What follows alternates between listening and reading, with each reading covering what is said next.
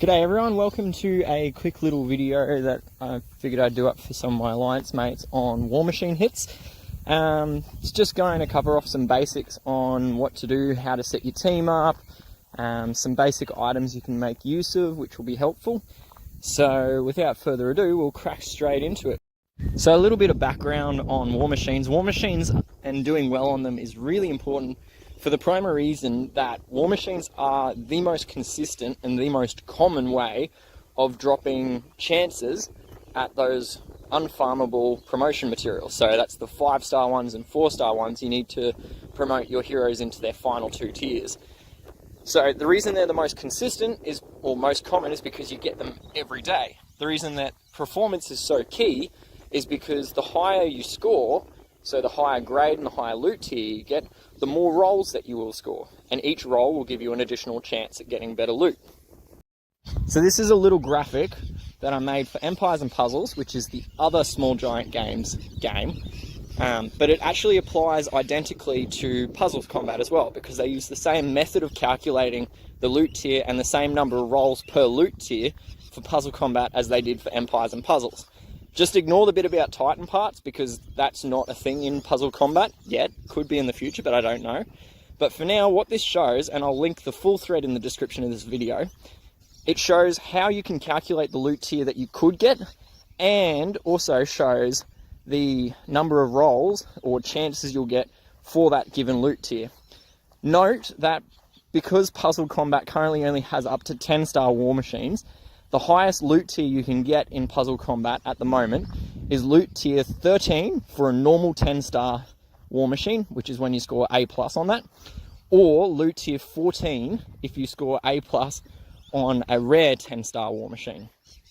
The key takeaway from this is the Ascension material rolls, and you'll notice that there's 2 different breakpoints, or where it goes up from the number of rolls. So the first one is at loot tier 9, and the second one is at loot tier 14.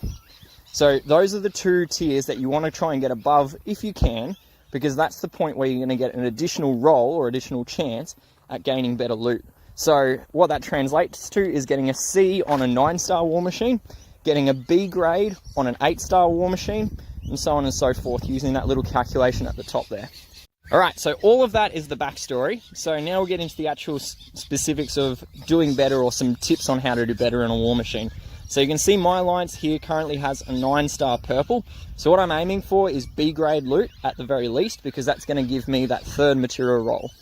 So the 2 main parts to setting up a team, or setting up in advance of going into a War Machine, is choosing your team, which comprises of both the heroes and the weapons. The second major thing is the items that you take into the War Machine. Starting with the team itself, the heroes and the weapons, there's 2 main things that you want to try to include as much as you can. So the first thing is obviously stacking colours that are strong against the War Machine. So in this case, I have a purple War Machine, so I'm going to stack as much yellow into the team as I can. If you're facing a green War Machine, you want to stack as much red into the team as you can. The reason for this is because the stats of all those individual heroes actually add together in the damage calculation, which then means, because instead of having only one hero's attack stat being used in the calculation, you've got 4 or 5 or whatever. So that's the first thing you want to do. You want to try and get as much of the strong color into your team as you can. The second thing that you want to try to do is you want to try and bring in some critical or some key buffs or hero abilities. So these include things like defense down, because that's going to reduce the War Machine's defense stat, thus increasing the damage you deal. Something like maybe an attack booster. So in this case, if I had a leveled flint, I might use them. But I've also, and I'll touch on this later, in my battle items, I've actually got a combat boost in there, or an attack boost, which does a similar thing. The other things you want to try and get in is, things like your crit buff, because doing more crit damage equals doing double damage for that tile, which also drastically increases the amount of damage you do. The other major factor on the hero side of things that you want to try to include is you want to try and bring in Blunderbuss if you've got it. Now, Blunderbuss, shown here, is a 4-star red hero from the Mercenary event. Now, why she is so good in War Machines particularly is because she grants this massive increase in attack stat. It's 195% increase in attack stat when it's at 10 out of 10 special skill. Now that is huge in terms of the amount of damage. That's basically doing 300% damage per tile, which is massive. Now, you do get a little bit of inaccuracy added into that, so you lose, on average, 1 in 3 tiles, or a little bit less than that on average. So overall, the key thing is that you gain a lot more attack stat by having Blunderbuss in your team, even if you do miss a couple tiles here and there. So that's the hero side of things. The other part of making your team is the weapon side of things. Now, it's pretty straightforward with weapons. What you want to try to do is you want to get as much bang for buck out of your weapons as you can. So you want to increase the amount of damage as much as possible.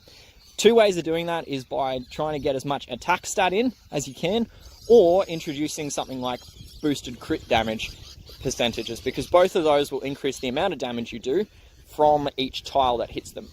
Now, you can see I've kind of stuck to that as much as I can with the 2 Scrum L weapons, but I've also got those 2 Triss Vector weapons in there, which are charge speed. So what they're going to do, yes, they don't have as high an attack stack and they don't have the crit boost, but what they do is they mana break, or charge break, sorry, my 2 heroes, which are going to drop the defense stat of the War Machine, which in turn increases the amount of damage I do. So it's a bit of a trade-off at times, but basically that's the gist of it in terms of weapon selection. The final component of building your team in advance is your combat item selection. Now, there's a lot that can and will help you in terms of the items that you select and take with you. Me personally, I like taking the 4 items shown there. So I take the small charge pots because they're quick, easy to make, and they will do what I need them to do, which is just tide over a little bit of charge when I need to get my heroes up to speed. I've got the tack resets, but I rarely ever use them, like not at all. I only use them for rare war machines. There's the attack boost, which I use when I've got lots of yellow tiles, in this case, on the board, ready to go. And I just want to give that extra little boost to them.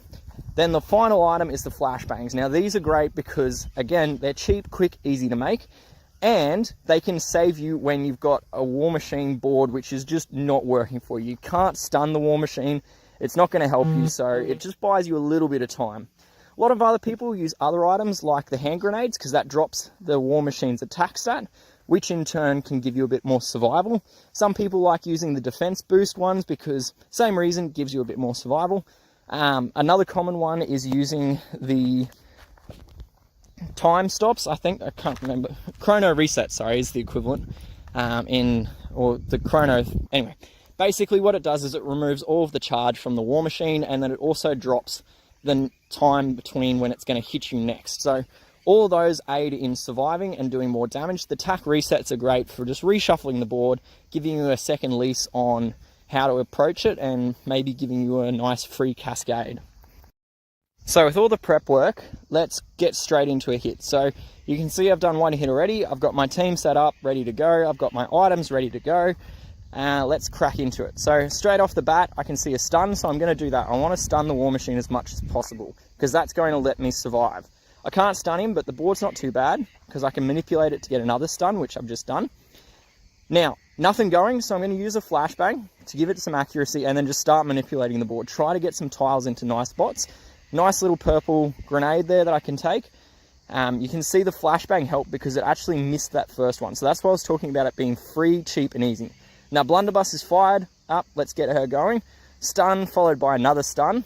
Now, I've got stacks of yellow tiles now, so I'm just going to charge 8-bit and Rex up, get those debuffs going. Hopefully they don't miss.